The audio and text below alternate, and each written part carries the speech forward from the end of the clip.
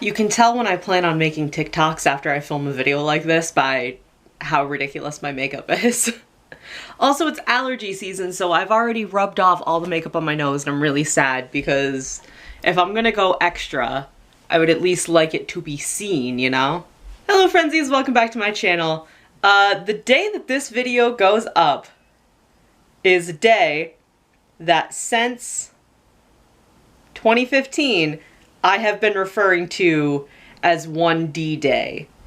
And I know that's not entirely accurate because I know One Direction did do a thing that they called 1D Day and it was like a big television thing. I think that's what it was. I was not into One Direction that much, but I got into One Direction literally right before they broke up, so that was fun. I was there long enough for 4, and then they broke up immediately after, and that was just great, wasn't it? So this is an episode of Shark Tales, if you couldn't tell by the title, and I want to talk about what I was doing the day One Direction broke up, because at the time it was not funny at all, but now I think back to it, and it's, for who I am as a person, it's hilarious. So we're gonna talk about what happened the day One Direction broke up 5 years ago. It was 5 years ago. Wow, that's crazy. Okay.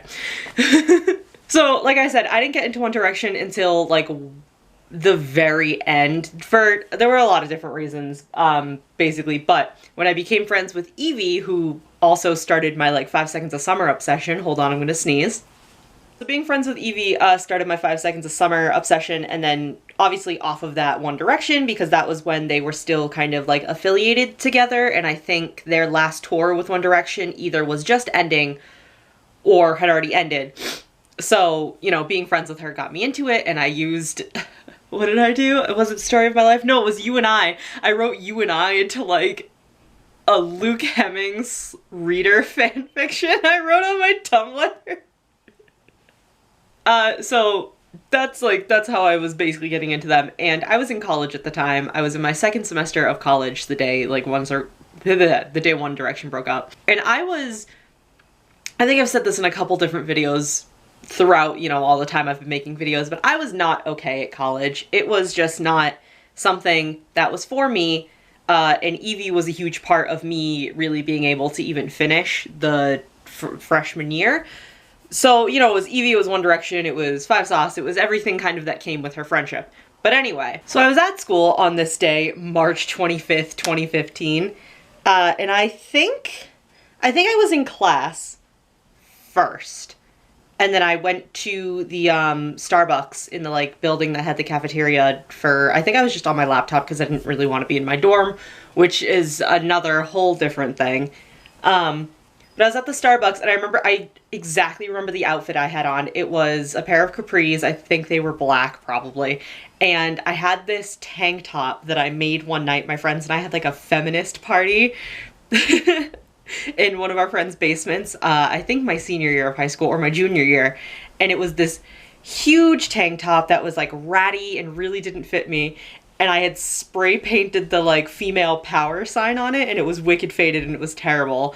And I had these big heart-shaped, I think they were black, big heart-shaped sunglasses on, like, my head, because it was summertime. Well, it was nice out, at least, on that day. And I'm at Starbucks, and I think Evie texted me first, and she was a huge fan of One Direction at the time. Like, that was, you know, kind of like her band that got her through things. So she texted me and was obviously very upset.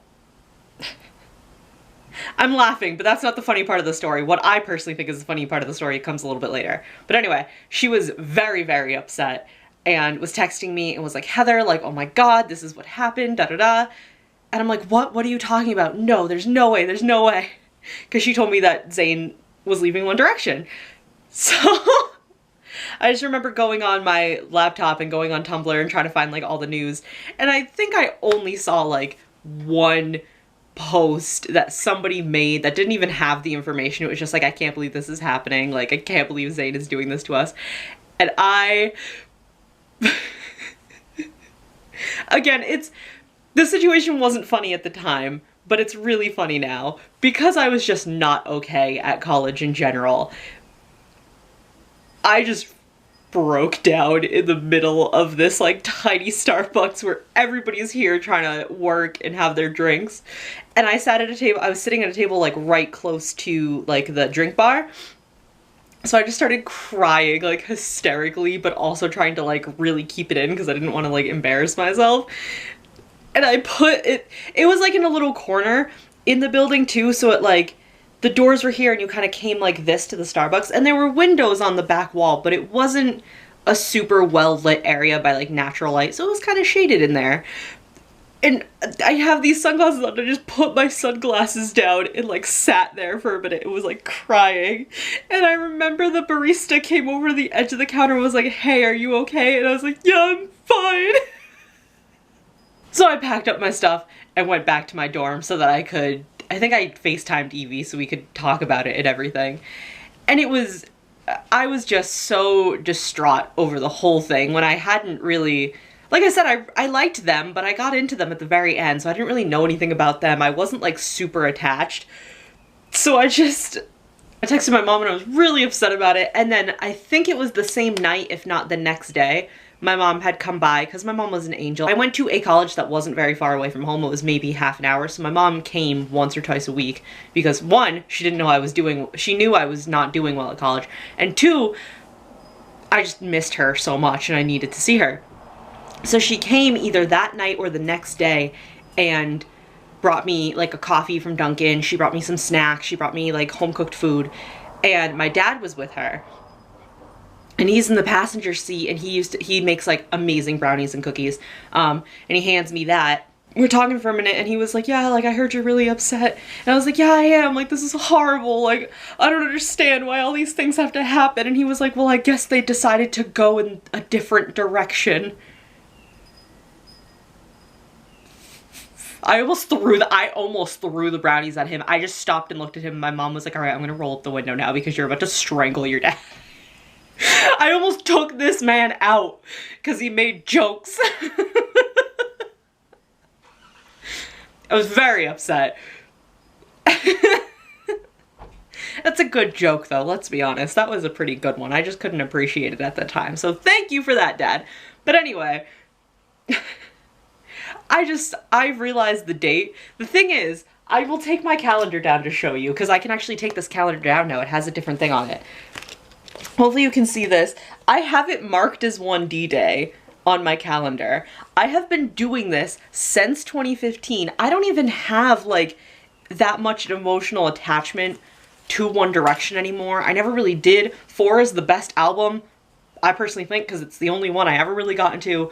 But other than that, I really don't have like a lot of feelings towards One Direction, so I don't know why I keep marking that down.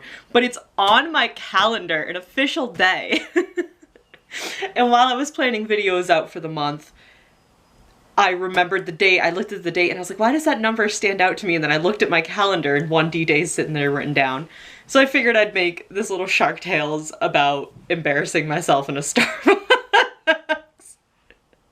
Because I don't think the barista was the only person that was like, is this bitch okay? But yeah, for any One Direction fans out there, I feel for you. I love you. How are we doing after 5 years? They really did straight up lie to us, huh? We ain't never getting One Direction back together, Zayn and the Cracker Quartet. Also, really quick, I'm gonna do this at the very end of the video because I don't want to get into a whole thing, but can we talk about Liam Payne's, like, blatant homophobia? Love that for him.